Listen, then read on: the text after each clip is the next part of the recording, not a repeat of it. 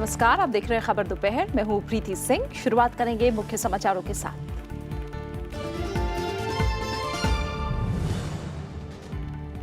राज्यसभा में राफेल और कावेरी मुद्दे पर लगातार 8वें दिन कामकाज बाधित। सदन का सुचारू संचालन सुनिश्चित करने के लिए सभापति एम वेंकैया नायडू की सर्वसम्मति से व्यापक प्रणाली विकसित करने की सलाह। आम सहमति वाले बिलों को पारित कराने के लिए राजनीतिक दलों से सहयोग की अपील।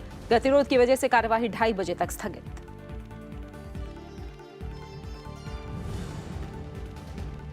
भारी गतिरोध के बाद लोकसभा की कार्यवाही 27 दिसंबर तक स्थगित। अलग अलग मुद्दों पर विपक्षी दलों के अवरोध के चलते आज भी नहीं चल सका प्रश्नकाल। कांग्रेस, अन्ना द्रमुक, टीडीपी और आम आदमी पार्टी के सदस्यों ने कार्यवाही में पैदा किया अवरोध।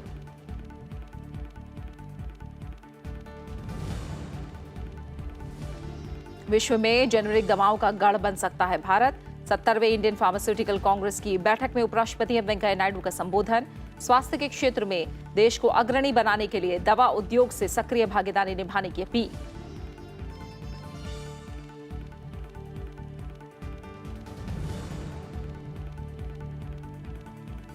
पुलिस महानिदेशक और महानिरीक्षकों के सम्मेलन में प्रधानमंत्री नरेंद्र मोदी का संबोधन। जम्मू कश्मीर हिंसा, सीमा पार से आतंकवाद और युवाओं को कट्टरवादी बनाने जैसे मुद्दों पर हो रही है चर्चा। केवड़िया में स्टैच्यू ऑफ यूनिटी पर एक भारत श्रेष्ठ भारत परेड का किया निरीक्षण।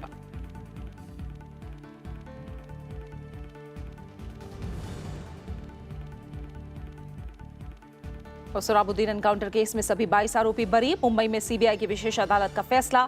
का साजिश रचने के नहीं मिले सबूत।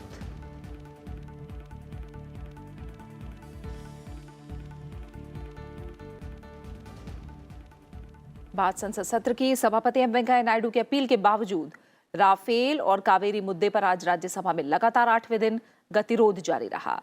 सदन की कार्यवाही शुरू होते ही सभापति एम वेंकैया नायडू ने सभी सदस्यों से सदन के सुचारू संचालन के लिए व्यवस्था विकसित करने को लेकर सहमति बनाने की अपील की। उन्होंने सदस्यों को याद दिलाया कि मौजूदा शीतकालीन सत्र भी छोटा है और अगला सत्र भी कम दिनों का ही रहने वाला है। इसलिए उन्होंने सदस्यों से आम सहमति वाले विधेयकों को चर्चा करके पारित कराने पर जोर दिया। I have an appeal to make to the entire House and also to all political party leaders who are present in the House, because after all we are a political system, that the government and the opposition and others should all meet together, discuss among themselves and then evolve some sort of system so that the number one, House functions. Number two, this way of bringing placards or giving slogans against the leaders, or for that matter for anybody, should be avoided. वो तो शोभा नहीं दे रहे। सब लोगों ने अनुभव से आप लोगों ने भी अनुभव किया होगा और इसका काफ़ी लोगों में चर्चा हो रहा है और नेगेटिव मैसेज जा रहे। और तीसरा, जो विषय हाउस में उठाना है तो उसके लिए प्रोविज़न है और सभी विषयों को हमने स्वीकार किया है चर्चा के लिए। सभी विषयों के बाद जो जो नोटिस आया, सभी नोटिस को मेरे ख्याल से पहली बार स्वीकृति दिया यहाँ से और सरकार के ओर से भी वो लोग भी तैयार है ऐसा कहा।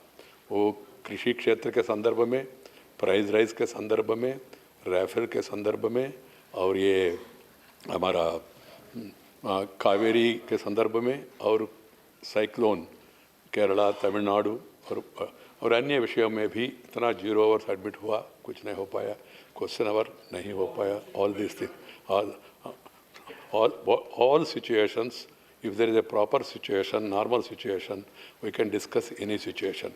My appeal to everybody is please remember that we are upper house, we are a house of elders, and we should set examples to others. This is only appeal.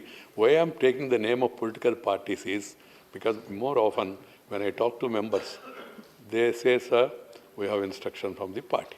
That's a reality. We can't simply, shy away from saying it. So I appeal from this chair to this forum, to the entire country, to all political parties. I appeal to all political parties, please seriously ponder over this issue and come to some understanding. One, to run the House. Second, to avoid this bringing placards and also giving slogans in the House and all. Earlier also we have discussed it. It's possible if you all sit together, and I suggest to the leader of the House, Sri Arun Jaitley ji, during this recess, he can take initiative and talk to the leader. I am in touch with the leader of the opposition, and also today deputy leader also met me.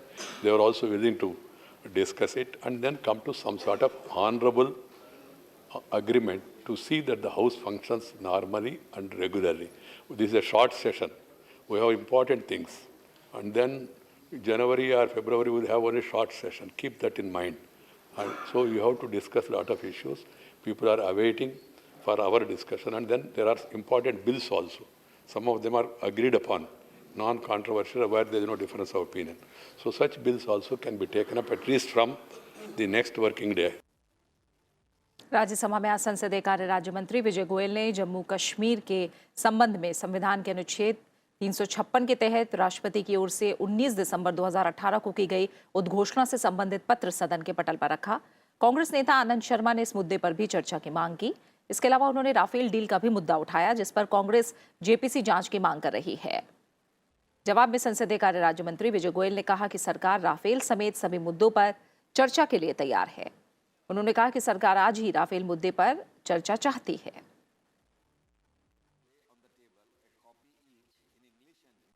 My party is very clear that there are important issues, matters of public concern, functioning of the agencies, which need to be discussed in this House.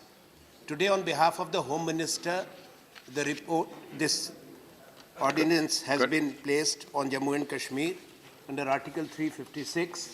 We would like that to be taken up urgently for discussion. So regarding the other issues, as the chair has mentioned, I would urge the leader of the House. We have given notices and the government is aware, sir. Yeah, so in the intervening period, the government has a position. We feel that on this particular controversy on Rafale, we are willing for discussion, sir, in the House. We are also willing. We are willing for discussion, no, okay. but with the JPC. सरकार Rafale समेत सर्व विषयों पर चर्चा के लिए तैयार है। अगर विपक्ष चाहता है तो अभी इसी समय राफेल पे चर्चा शुरू कर सकते हैं आप, किंतु विपक्ष भाग रहा है। दूसरी बात यह है, कल मैं नेता प्रतिपक्ष से भी मिला था और मैं विपक्षी दलों के दूसरे नेताओं से भी संपर्क में हूं और मैं चाहता हूं कि सरकार के सदन के अंदर कामकाज होना चाहिए। सरकार की पूरी इच्छा है कि हर विषय के ऊपर, हर सब्जेक्ट के ऊपर सरकार चर्चा के लिए तैयार है और हमारी तरफ से कोई प्ले कार्ड दिखाए नहीं जाएंगे। अभी कांग्रेस और दूसरी पार्टियों को भी चाहिए कि वो सदन के अंदर प्ले कार्ड ना दिखाएं और नारेबाजी ना करें। लेकिन कई विपक्षी सांसद लगातार वेल में बने रहे और गतिरोध जारी रहा, जिसके बाद सभापति एम वेंकैया नायडू ने सदन की कार्यवाही दोपहर 2:30 बजे तक स्थगित कर दी। There was a suggestion, two issues I have flagged. I'm happy government and opposition, they are willing to discuss on that, others also, even the central benches also. One more suggestion that is being given to me is, sir, you take action on the people who are coming to the well of the House. My query, I will not be happy to take action, but if I have to take action, I will be taking action irrespective of party, this side or that side or any side. So that has to be agreed upon by all. Please consider that also. Please consider that also in the meeting between the government and the opposition. The House stands adjourned to meet at 2:30 p.m. today. Kaveri मामले आंध्र प्रदेश के लिए विशेष राज्य का दर्जे की मांग पर गतिरोध की वजह से आज लोकसभा की कार्यवाही बाधित हुई। गतिरोध की वजह से सदन की कार्यवाही शुरू होने के करीब 10 मिनट बाद ही लोकसभा अध्यक्ष को कार्यवाही दोपहर 12 बजे तक के लिए स्थगित करनी पड़ी। दोपहर 12 बजे सदन की कार्यवाही शुरू होते ही कावेरी समेत दूसरे मुद्दों को लेकर अलग अलग पार्टियों के सदस्य आसन के करीब आ गए। लोकसभा अध्यक्ष सुमित्रा महाजन ने सदस्यों से अपने स्थान पर जाने और सदन की बैठक चलने देने का आग्रह किया। बावजूद इसके सदन की कार्यवाही गतिरोध की वजह से बाधित हुई।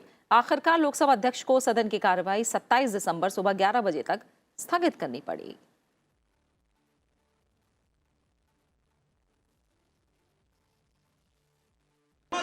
To meet on Thursday, the 27 December 2018 at 11 a.m. Arvind Kumar Singh हमारे संसदीय मामलों के संपादक इस समय हमारे साथ जुड़े हुए हैं, उनका हम रुख करेंगे। अरविंद जी, राफेल और कावेरी मुद्दे पर लगातार 8वें दिन कामकाज बाधित रहा। इस बीच लगातार सभापति अनुरोध भी करते रहे, अपील करते रहे। उन्होंने कहा है कि व्यापक प्रणाली विकसित की जाए सर्वसम्मति से, ताकि कामकाज हो और जो आम सहमति के बिल हैं कम से कम उन पर चर्चा हो। क्या आपको लग रहा है इस अपील का असर होगा? देखिए, आज जो प्रीति सबसे महत्वपूर्ण बात है कि आज सभापति ने संकेत दिया है कि जो लोग वेल में जाकर के व्यवधान पैदा करते हैं उनके खिलाफ जो है ये सदन विचार करे कि उनके खिलाफ किस तरह की कार्रवाई की जाए। अभी तक अगर भारत की विधायी निकायों की बात करेंगे तो अभी तक केवल छत्तीसगढ़ की जो विधानसभा है, हाँ, वहाँ इस तरह की व्यवस्था है कि अगर कोई सदस्य वेल में जाता है तो उसका स्वतः निष्कासन हो जाता है, निलंबन हो जाता है उसका।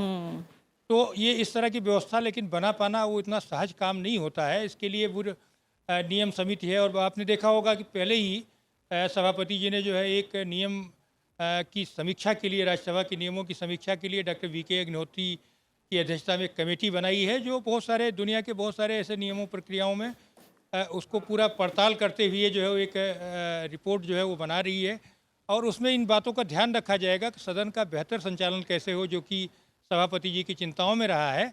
और अभी आपने जैसे कहा, देखिए पीटी लगातार अब सरकार की तरफ से भी कोशिश हो रही है और खुद विपक्ष में जो मुख्य विपक्षी पार्टी है उसकी ओर से भी इस बात का संकेत दिया गया है कि वो जो महत्वपूर्ण विधायी कार्य है उस पर चर्चा के लिए तैयार है। जम्मू कश्मीर पर भी चर्चा वो लोग चाह रहे हैं, सरकार इन सब के लिए तैयार है। पूरा एक विस्तृत जो है एक विवरण भी रखा गया है कि दोनों जगहों पर कि अगले सप्ताह में किस तरह से कामकाज हो। तो बहुत भारी भरकम विधायी कामकाज है और उसमें स्वाभाविक है कि सभापति की ये जो चिंता है इसको देखते हुए आने वाले समय में जो विधायी काम है वो संपन्न हो पाएंगे। प्रीति, बहुत बहुत शुक्रिया आपका अरविंद जी हमारे साथ जुड़ने के लिए और इस जानकारी को हम तक पहुंचाने के लिए। और एक बार में 3 तलाक से जुड़े मुस्लिम महिला विवाह अधिकार संरक्षण विधेयक 2018 पर चर्चा के लिए सरकार और विपक्ष में सहमति बन गई है। लोकसभा में इस महत्वपूर्ण विधेयक पर चर्चा अब अगले गुरुवार यानी 27 दिसंबर को होगी। विभिन्न दलों के सदस्यों के सुझाव पर गुरुवार को लोकसभा अध्यक्ष सुमित्रा महाजन ने फैसला लिया। गुरुवार को लोकसभा में इस विधेयक को चर्चा के लिए लाए जाने पर कांग्रेस के नेता मल्लिकार्जुन खड़गे ने इसे 27 दिसंबर को लाए जाने का आग्रह किया, जिसे सरकार ने मान लिया। हालांकि सरकार ने विपक्ष से इस बात का आश्वासन मांगा है कि उस दिन सदन में विपक्षी सदस्य गतिरोध ना करें। Yes. I request you, Yes. you take this bill on 27. We are all going to participate in that, including our party and other opposition parties are also ready to discuss this. No, this is a commitment to you in the parliament. Before you, I am committing. So we'll stick to that. Therefore, I request you to take this on 27. लेकिन मैं एक बात अवश्य कहूंगा, अगर सदन के पटल पर उन्होंने आपको सबों के सामने एक आश्वासन दिया है, ठीक है, तो उसका सम्मान इसलिए जरूरी है। ये बहुत ही महत्वपूर्ण बिल है, भारत ही नहीं दुनिया के लोग इसको देख रहे हैं। हम चाहते हैं वो बहस करें, उस दिन शांति में बहस होनी चाहिए। ये मैं उनसे जरूर प्रार्थना करूंगा। I fully support the observation of the leader of Congress Party, Sri Garge ji, and also I fully support the observation of the Honorable Law Minister. Okay. This is a very historic, important bill. Yes. Let us move the statutory resolution on 27th. अध्यक्ष महोदय, Yes. एक तो मेरा अनुरोध है, जैसा खड़गे जी ने कहा, Yes. निश्चित रूप से हम सब उनकी बात का सम्मान करते हैं। 27 तारीख को प्राथमिकता के आधार पर 3 तलाक विधेयक को चर्चा के लिए लिया जाए, ऐसा हमारा अनुरोध है। और खबरें जारी हैं, लौट रहे हैं एक छोटी सी ब्रेक के बाद।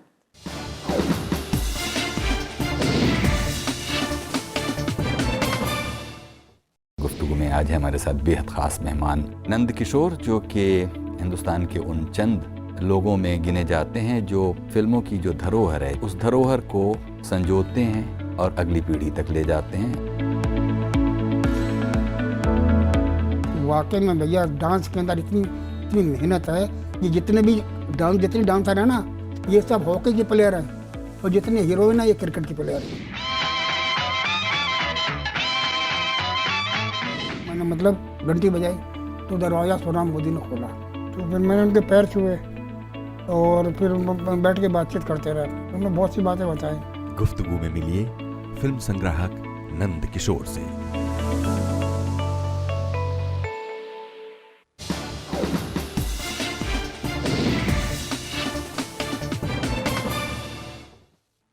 और ब्रेक के बाद आपका स्वागत है। नोएडा में 70वां भारतीय फार्मास्यूटिकल कांग्रेस की आज से शुरुआत हो गई। उपराष्ट्रपति एम वेंकैया नायडू ने सम्मेलन में शिरकत की। सम्मेलन को संबोधित करते हुए उपराष्ट्रपति ने फार्मास्यूटिकल उद्योग को भारत को जेनेरिक दवाओं की अंतर्राष्ट्रीय राजधानी बनाने की दिशा में काम करने के लिए कहा है। चिकित्सा के क्षेत्र में भारतीय तंत्र को बढ़ावा देना चाहिए। भारतीय चिकित्सा प्रणाली में मानकीकरण और बेंचमार्किंग की दिशा में काम होना चाहिए। उपराष्ट्रपति ने स्वास्थ्य के क्षेत्र में देश को अग्रणी बनाने के लिए दवा उद्योग से सक्रिय भागीदारी निभाने की अपील की। उपराष्ट्रपति ने रिसर्च और इनोवेशन पर जोर देने को कहा।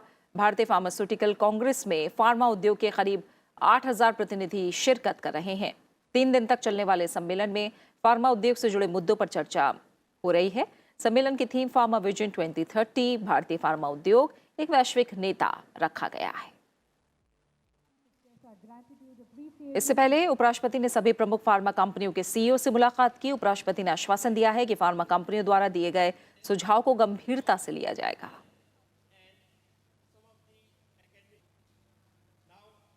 It is indeed gratifying to note that India has successfully maintained its legacy of being a pioneer in the field of pharmacology, and today India enjoys the exalted position of being the pharmacy to the world.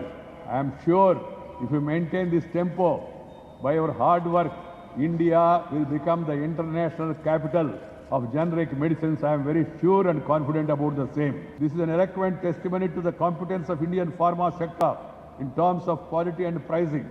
In developing countries, India is rendering human service by providing access to life-saving medicines at affordable prices. That is the specialty of Indian medicines. राज्यों के police महानिदेशकों और police महानिरीक्षकों का 3 दिन का अखिल भारतीय वार्षिक सम्मेलन कल से गुजरात के नर्मदा जिले में स्टैच्यू ऑफ यूनिटी के पास शुरू हो गया है। 2 दिन की यात्रा पर आज गुजरात पहुंचे प्रधानमंत्री नरेंद्र मोदी इस आयोजन में शामिल हुए। सम्मेलन में जम्मू कश्मीर हिंसा, सीमापार आतंकवाद और युवाओं को कट्टरवादी बनाने जैसे मुद्दों पर विशेष रूप से चर्चा हो रही है। सम्मेलन में शामिल होने से पहले प्रधानमंत्री ने स्टैच्यू ऑफ लिबर्टी पर एक भारत श्रेष्ठ भारत परेड का निरीक्षण किया। इस मौके पर केंद्रीय गृह मंत्री राजनाथ सिंह समेत कई हस्तियां मौजूद थीं। इससे पहले कल गृह मंत्री राजनाथ सिंह ने गुजरात में केवड़िया जिले में राज्यों के पुलिस महानिदेशक और महानिरीक्षकों के सम्मेलन के उद्घाटन सत्र को संबोधित किया। उन्होंने कहा कि सुरक्षा संस्थानों को पंजाब में आतंकवाद को पुनर्जीवित करने के प्रयासों पर रोक लगाने के निर्देश दिए हैं। उन्होंने कहा कि पंजाब में हाल की आतंकी घटनाओं से संकेत मिलता है कि पाकिस्तान में सिख उग्रवादी तत्व और पाकिस्तान के आतंकी गुट पंजाब में आतंकवाद को पुनर्जीवित करने के प्रयास कर रहे हैं।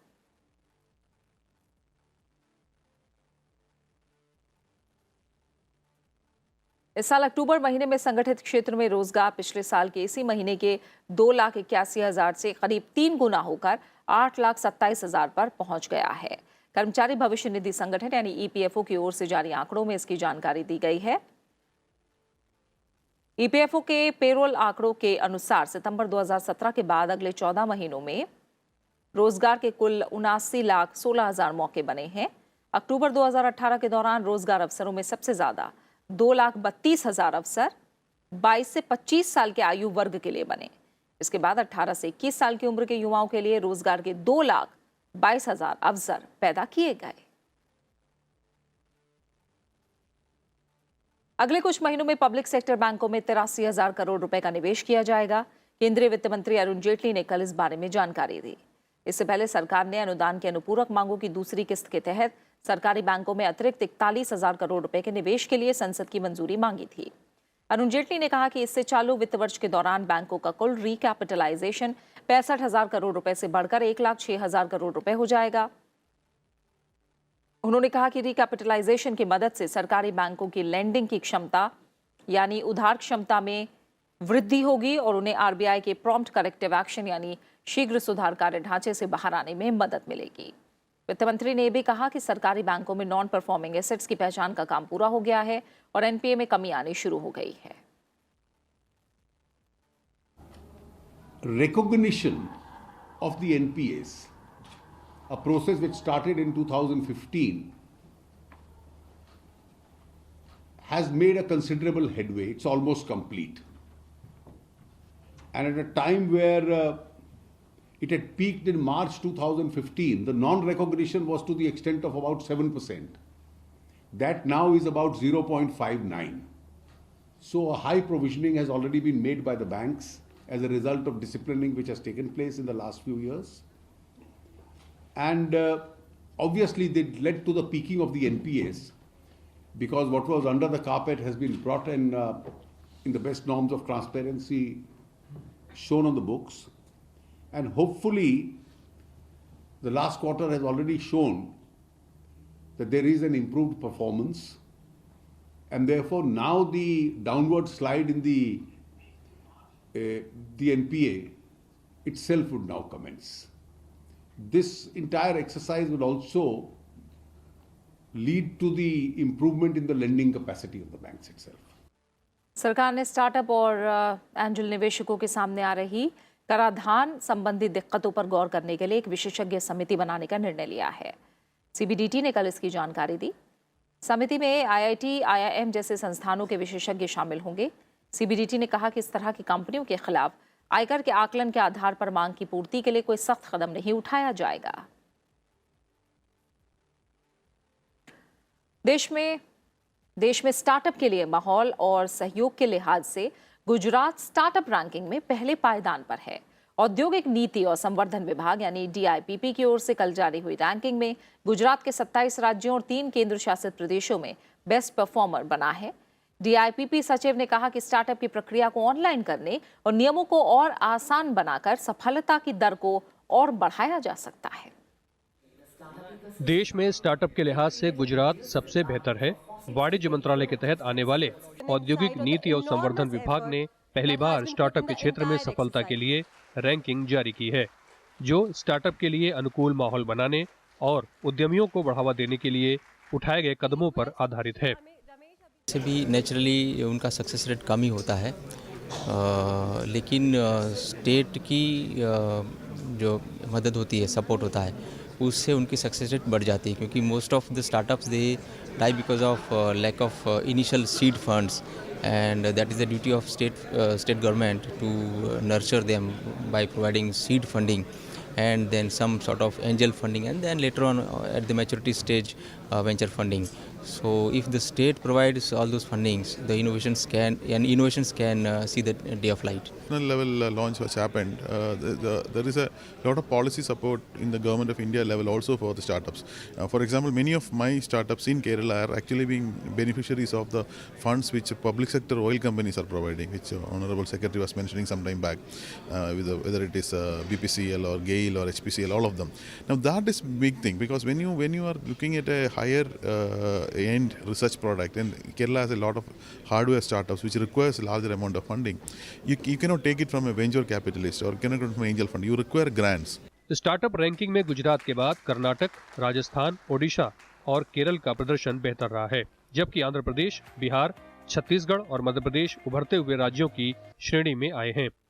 DIPP सचिव रमेश अभिषेक ने बताया कि स्टार्टअप की सफलता के लिए राज्यों को कई नियमों को आसान बनाना होगा। More sensitivity on having easier regulations. The regulations which have been made for other companies, the regular conservative business models, don't suit the startups very often. We have been trying to sensitize many government officials, regulators on this, and we have actually managed to get 22 regulations changed in the last 3 years, 2.5 odd years. But we need to do much more. We are aware of it. There are always challenges. But if the people are sensitive in the government, obviously things will be much better. DIPP ने startup ranking तैयार करने के लिए पूरे देश में 14,565 startup की जांच की है। IT, स्वास्थ्य, शिक्षा, भोजन, कृषि, अक्षय ऊर्जा समेत कई अन्य क्षेत्रों में महाराष्ट्र में सबसे ज्यादा 2,587 स्टार्टअप हैं। इसके बाद कर्नाटक में 1,973 स्टार्टअप हैं। राजधानी दिल्ली इस मामले में तीसरे नंबर पर है। दिल्ली में कुल 1,833 स्टार्टअप है। गुजरात में स्टार्टअप की संख्या भले ही 712 है, लेकिन इसका प्रदर्शन बेहतर है। खुद का कारोबार शुरू करने की चाह रखने वालों के प्रोत्साहन के लिए सरकार ने साल 2016 में स्टार्टअप इंडिया की शुरुआत की थी। इस पहल के तहत 3 साल के लिए स्टार्टअप के लिए कर छूट और अन्य चीजों के साथ फौरन पेटेंट पंजीकरण दिया जाता है। Panchanan Mishra, Rajya Sabha TV. Sohrabuddin Sheikh encounter case में सीबीआई की विशेष अदालत ने अपना फैसला सुनाते हुए आज सभी 22 आरोपियों को बरी कर दिया। सीबीआई की मुंबई अदालत ने फैसला सुनाते हुए कहा कि इस मामले में 3 लोगों की जान गई, लेकिन आरोप साबित करने के लिए कानून और व्यवस्था को सबूतों की जरूरत होती है। कोर्ट ने कहा कि हत्या और साजिश को साबित करने के लिए जितने भी गवाह और सबूत पेश किए गए वो नाकाफी थे। इसके अलावा फैसले में ये कहा गया कि तुलसीराम प्रजापति की हत्या साजिश के तहत हुई, यह आरोप सही नहीं पाया गया। सोहराबुद्दीन 2005 में एक मुठभेड़ के दौरान मारा गया था। गुजरात पुलिस ने दावा किया था कि वो आतंकी संगठन लश्कर-ए-तैयबा से जुड़ा हुआ है। वहीं सीबीआई के मुताबिक सोहराबुद्दीन, उसकी पत्नी कौसर बी और उसके सहयोगी तुलसीराम प्रजापति को उसने अगवा किया था, लेकिन कोर्ट में सीबीआई की बात साबित नहीं हो सकी। इसी के साथ फिलहाल खबर दोपहर में इतना ही। आप बने रहिए राज्यसभा टीवी के साथ। नमस्कार।